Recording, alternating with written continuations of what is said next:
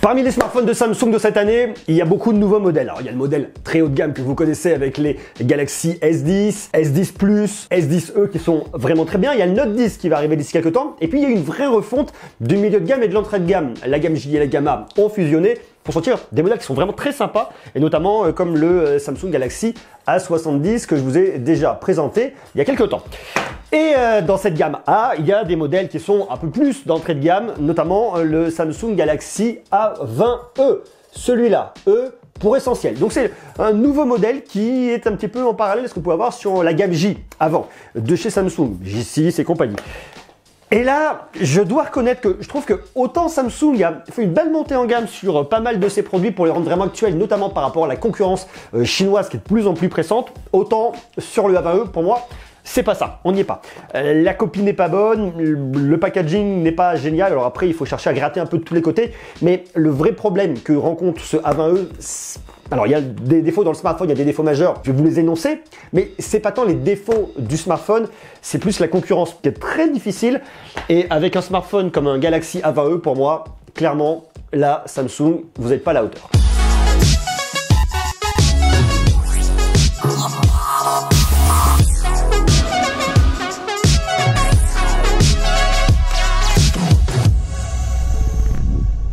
Le gros challenger du Samsung Galaxy A20e pour moi, c'est le Redmi Note 7 qui est largement au-dessus de Xiaomi parce qu'en termes de tarifs, prends les notes de Monsieur Greux.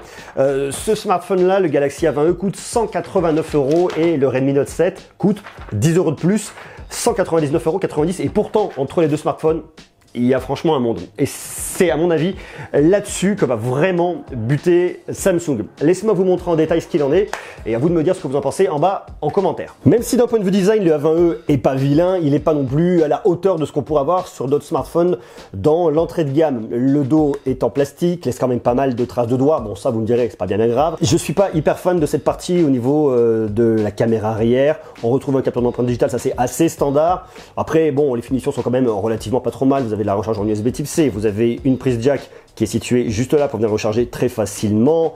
Vous avez votre tiroir de carte SIM, deux cartes SIM plus une carte micro SD pour l'extension de mémoire. Et vous avez un écran qui est somme toute pas vilain. On a une petite encoche goutte d'eau, c'est pas vilain. Par contre, on a quand même un menton qui est assez proéminent, très gros. Et ça gâche un petit peu la fête. À côté de ça, lorsque vous le voyez comme ça, c'est pas mal. On est sur les formats avec des écrans de 5,8 pouces qui tiennent bien dans la main, qu'on peut utiliser à une main. Ça, c'est relativement bien. Maintenant, là-dessus, il y a pas mal de défauts. À commencer par son écran. On a beau avoir un écran de 5,8 pouces qui est relativement sympa, un ratio 19,5 qui est bien. La résolution est quand même, à mon avis, relativement trop faible là-dessus par rapport à la concurrence. 1560 par 720 pixels, c'est du HD+, c'est clairement pas suffisant. En plus, vous avez un écran, après ça c'est standard, c'est un écran LCD, c'est du TFT, on n'est pas sur de l'IPS, on n'est pas sur ce qu'il y aura de mieux en termes de LCD, même si c'est vrai que je trouve qu'il fait quand même pas trop mal le job. Maintenant, il y a un truc qui m'a vraiment frappé lorsque j'ai commencé à l'utiliser, que j'ai fait le premier réglage, c'est la lumière bleue. J'ai l'impression, je peux me tromper, mais j'ai l'impression qu'on en prend quand même pas mal dans les yeux. Lorsque vous avez quelque chose qui est assez blanc, ça tire tout de suite, un peu sur le bleu. C'est pas génial. Pour voir que Samsung maîtrise vraiment ses dalles en règle générale, là, sur ce smartphone, avec cette dalle LCD, ce TFT, pour moi, le rendu est pas génial. En plus, on a beau avoir One UI à l'intérieur, qui est vachement bien, vous n'avez pas la possibilité de venir régler la couleur, en tout cas de votre écran. Donc ici, on peut pas venir atténuer le bleu. Il est comme il est, il ne bouge pas. Voilà, c'est pareil là-dessus. Je trouve ça un peu moyen. Même pour une expérience multimédia, c'est vrai que c'est relativement correct. Bon, il n'y a rien de bien dingue, mais une fois de plus, l'expérience est un peu gâchée et je trouve que cette fois-ci, par l'audio, vous avez un petit haut-parleur mono sur le côté qui clairement n'a pas beaucoup de puissance. En plus de ça, le son est relativement pas terrible, donc ça gâche un peu la fête. Vous avez en plus ici, là, juste là, une petite prise jack pour venir brancher votre casque, ce que vous voulez, c'est dans l'absolu pas mal. Ça permettra d'avoir une meilleure qualité que ce que vous allez écouter à travers les haut-parleurs, mais c'est pas non plus complètement dingue et c'est vrai que de ce point de vue-là, je trouve que l'expérience est un peu gâchée. Lorsque vous allez regarder des vidéos, lorsque vous allez jouer à des jeux, c'est pas GG. Là, je suis en train d'essayer de lancer Asphalt Nitro, j'arrive absolument pas à le lancer. Vous voyez, j'ai la musique, mais j'ai l'écran Gameloft qui reste allumé comme ça. Ça me fait planter en fait le smartphone. Et pour voir qu'Asphalt Nitro, c'est justement un jeu qui est très léger pour les smartphones justement qui n'ont pas trop de puissance. Là, vous voyez, je peux rien faire. Il se passe absolument rien et je suis vraiment embêté. Alors j'essaye, vous voyez, hop, qu'est-ce qui se passe? Rien. Je peux pas faire grand chose. Là, est-ce qu'il revient sur le côté? Des fois oui, des fois non. Et ça, je comprends pas. Pourtant, je suis sûr bien sur la... Ah, ça y est. Ah, ça part, ça bloque. Alors qu'est-ce qui se passe? Ça marche pas. j'essaye de revenir, je reviens dessus. Vous voyez, ça rame. Ça marche, enfin, ça veut bien. Mais le truc rame. Je peux absolument pas sélectionner ni l'âge ni rien. Alors je pense que dans quelques instants, je vais pouvoir le faire.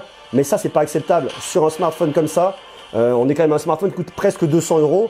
C'est pas possible d'avoir des problèmes comme ça. Ah, ça y est, je peux mettre mon âge. Ça s'affiche pas. Donc là, pour moi, très clairement, j'arrête. Ça fonctionne absolument pas. Et ça, vous voyez, ça montre vraiment le problème. Déjà, on a un problème de positionnement sur... Regardez, hop, ça y est, ça commence un peu bouger. Je comprends pas. J'essaye de l'appuyer pour l'éteindre. J'ai encore un peu la musique derrière. Là, j'ai éteint mon smartphone, on est d'accord. Donc là, vous imaginez, vous êtes dans les transports en commun, vous êtes n'importe où, vous voulez couper le truc. Alors, est-ce que je peux baisser le son? J'essaye de baisser le son. Ça baisse pas. Et c'est problématique. Ah, ça commence un peu à réagir. Donc, clairement, là-dessus, pour moi, il y a un souci. On n'a pas le truc le plus ouf en termes de performance. Vous avez un Exynos 7884, vous avez 3 Go de RAM, 32 Go de stockage extensible jusqu'à 512 Go grâce à une carte micro SD. Mais ce qui est quand même ouf, c'est que même si je trouve que le produit n'est pas forcément hyper bien positionné par rapport à la concurrence, un smartphone comme celui-là, je le verrais plus autour des 130 €. Pour qu'il puisse être vendu, vu ce qu'on a à la concurrence, 130 €, ça pourrait passer. Mais là, vu ce qu'il y a à la concurrence et vu en plus les problèmes que j'ai derrière sur un Asphalt Nitro, ça pour moi ça passe pas.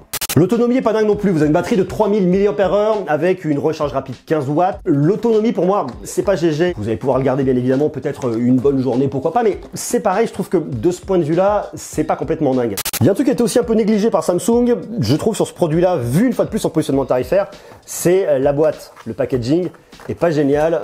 Je trouve que bon voilà, après c'est pas vilain, hein, c'est pas non plus un truc trop moche, mais vu ce qu'ils peuvent proposer et ce qu'ils savent faire, alors peut-être pour y aller à l'économie, je sais pas, je trouve que c'est pas complètement génial. Alors bon, c'est pas là vraiment où effectivement ça va gâcher la fête, mais je trouve que voilà, ce type d'ouverture, vu ce que c'est faire Samsung, ça à mon avis, c'est pareil, je suis moyen fan. Et il y a aussi une autre partie où le bas blesse, c'est la partie photo. Vous avez deux capteurs à l'arrière et un capteur à l'avant. Alors vous avez un capteur principal qui se situe juste là, c'est un 13 mégapixels avec une ouverture de f1.8 qui a un angle de 76 degrés et vous avez un deuxième capteur qui va être là pour le mode portrait. C'est un ultra grand angle de 123 degrés, capteur de 5 mégapixels qui ouvre à f2.2 et à l'avant, juste là, caché ici, vous avez un capteur de 8 mégapixels avec une ouverture de f2.0. Sur le papier comme ça, on se dit pourquoi pas, ça peut le faire, mais le rendu est franchement pas génial. La seule chose qui le sauve, c'est les photos en plein jour avec le capteur principal. Je vous montre quelques photos. Voici une photo prise avec le capteur principal. Je trouve quand même un peu sursaturé. Après, ça fait l'affaire. Hein. Là-dessus, ça me paraît pas non plus complètement grave. Ça marche. Et là, vous arrivez sur le grand angle. Tout de suite, je trouve ça moins précis. On ne sait pas trop où le point est fait. Je trouve ça un peu flou partout. Et puis surtout, c'est pas très beau. La couleur est pas géniale. Vous allez le voir sur une autre photo. Capteur principal, ça va, ça fait à peu près l'affaire. Là, on passe sur le grand angle. Tout de suite, c'est beaucoup moins bien, mais c'est pas vraiment là-dessus qu'on s'en rend compte. Capteur principal, ça fonctionne. Le grand angle, vous voyez, c'est pas beau, il y a un côté un peu cireux, un peu jaunâtre, une gestion de la couleur qui est pas maîtrisée là-dessus, c'est pas terrible. Petite fleur sympathique, bon ça c'est assez sympa, et là vous arrivez sur le grand angle tout de suite, vous savez pas où est-ce que le point est fait, on n'arrive pas à le faire, c'est impossible en appuyant dessus de faire le point. On arrive sur une jolie petite fleur avec une jolie petite abeille à l'intérieur, bon lorsque vous regardez comme ça passe, c'est pas complètement dingue, mais ça passe. Et on arrive sur la photo avec le grand angle, et là franchement, on va pas se mentir, excusez-moi, c'est dégueulasse. La gestion de la couleur, tout, c'est vraiment pas beau. Là, c'est complètement surexposé là. Regardez, c'est complètement blanc. On retrouve même pas la couleur de la fleur. Je trouve en plus qu'il y a un côté déformant dans l'image. Je me serais abstenu de mettre un ultra grand angle de 5 mégapixels. J'aurais juste gardé le deuxième capteur, juste pour l'effet bokeh, pour le mode portrait. Là, je pense qu'il y a une grosse erreur stratégique. Il aurait vraiment fallu ne pas le faire. Même chose là-dessus. Là, pour le coup, capteur principal, je trouve un peu terne au niveau de l'image. Et j'arrive après, vous voyez, je récupère un halo. Pareil, un petit plat au resto. Capteur principal, ça va, ça fonctionne. On arrive sur le grand angle. Bon, voilà, je trouve que c'est ni fait ni à faire. Une petite photo avec les caméras de selfie. C'est pas complètement dingue, mais ça marche. Par contre, dès qu'on arrive sur le mode portrait, là, rien ne va plus. J'ai pas réussi à le faire fonctionner. Pourtant, j'ai essayé différents moyens, j'ai essayé différentes astuces. Je trouve que ça lisse vachement. J'ai une tête, hein, ne regardez pas là-dessus. Regardez comme c'est lissé. J'ai un visage qui est lissé de chez lissé, le traitement est vraiment pas terrible. J'ai pas de flou, je comprends pas tant, c'est bien le mode portrait, j'étais bien dessus. J'ai fait ce qu'il fallait, hein. J'ai vraiment fait plusieurs essais et pourtant à aucun moment j'ai un flou d'arrière-plan. Là, j'avoue, je ne comprends pas non plus. Je dois reconnaître que je suis vachement embêté. Samsung, j'adore ce que vous faites, j'aime beaucoup vos produits. Je trouve que dans le haut de gamme, c'est top. Dans le milieu de gamme, il y a eu de beaux produits et notamment le Galaxy A70 que je recommande, que je trouve vraiment bien d'ailleurs. Si vous n'avez pas vu mon test, je vous invite à aller le voir. J'adore les Galaxy Buds qui sont juste derrière, cachés là. Voilà. ma petite boîte avec mes petits Galaxy Buds. J'adore les Galaxy Buds. Je trouve qu'il y a vraiment un beau boulot de la part de Samsung. Il y a une belle progression, il y a une belle remise en question. Il y a en plus One UI qui est vachement bien cette année. Et vous savez, Samsung, que quand on aime les gens, il faut leur dire quand ça va pas. Et ça va pas du tout. Pour moi, le Galaxy A20, il n'a pas sa place dans la gamme. Alors, est-ce qu'il y a des problèmes derrière logiciel? Est-ce qu'il faut améliorer d'un point de vue logiciel? Peut-être. Est-ce que j'ai reçu un modèle défectueux? Ça me paraîtrait quand même bizarre. Le smartphone tourne. Le problème d'Asphalt Nitro, ça me paraît quand même vraiment bizarre. Le fait d'avoir fait le choix de mettre un 5 mégapixels grand angle, c'est une très mauvaise idée. Le rendu n'est pas du tout qualitatif. Il aurait juste fallu garder le 5 mégapixels pour le mode portrait, mais pas plus. Ce mode portrait ne fonctionne pas. Le smartphone pour moi n'est pas terrible et malheureusement, je ne peux pas vous le conseiller parce que je le trouve pas terrible. Je préfère à ce moment-là, si vous voulez un smartphone de Samsung dans l'entrée de gamme, d'aller sur le J6 de l'année dernière que je trouve bien mieux que le Galaxy A20e de cette année. Voilà. Je ne sais pas ce que vous en pensez, dites-moi tout ça en bas en commentaire, dites-moi comment vous le trouvez, est-ce que vous avez d'autres produits de Samsung? J'imagine que oui, peut-être pas vous, mais il y en a beaucoup qui ont des produits de Samsung avec des produits vraiment qui sont cool, mais ça, no way. Voilà, on passe notre chemin et on se dit demain. Je vous embrasse, ciao.